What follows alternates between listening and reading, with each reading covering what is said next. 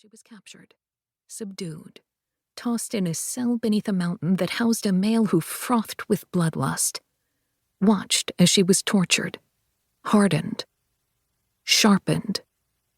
They knew the end began here, amidst this echo of something that took place so many phases ago, that the male this moonfallen fae once loved roamed the plains with a heart full of ache and a mouth full of words that could crumble the world to dust, that he could end things faster and with more ferocity than any moonfall, that fate was working against them to make things right, herding them into a corner too small and suffocating.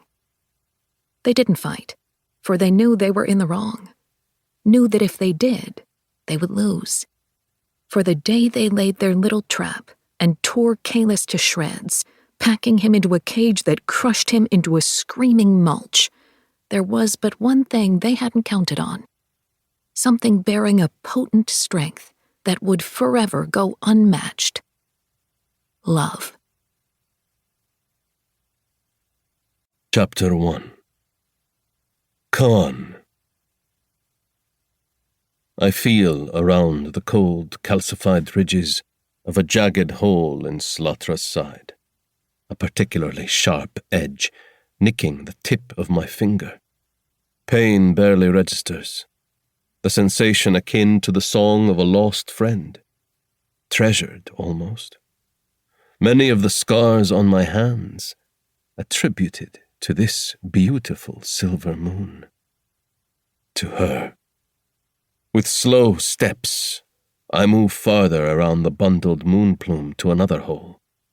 This one so deep, I can fit my entire arm in and only just feel the back. Something I check for the 1,000th time, making sure the shape is clear before I move on to the next. Imagining I have the missing pieces in my hands, setting them back in place. Not a want. Not a simple desire to finish the job, like completing a complex puzzle, but a soul-deep urge that's propelled me since she pitched from the sky, pervading my dreams and every waking breath even after I found Rave, beaten and bloody in that cell. I press my palm flat between Slatra's closed eyes. You will be whole again, I rasp. Throat so tight I have to clear it. I put my head against hers despite the bitter cold that bites my skin. I swear on my existence, I will not rest until I've found every last piece and brought them back to you. She doesn't move, doesn't open her eyes and reveal her secrets. Certainly doesn't fill this jagged hole in my own chest, like something's out of place. A feeling I've grown too familiar with over the many phases since Eluin left. I look down into the smooth hollow that cradled her before she hatched as Rave, and a different sort of hurt flares in my too soft heart. Impossible to ignore. My thoughts drift to her whereabouts, to how Lyri howled and howled once she seemed to realize Rave was gone. That Rave had left her here in the burn, had chosen to chase revenge on her own, to step away from love. I felt every high-pitched bay through the fibers of my being. Still do, whenever I step foot in that cavern, or let Raigon's thoughts filter through me from where he's nesting at the mouth of it. Though the small moon plume seems to be howling less now, like she's giving up.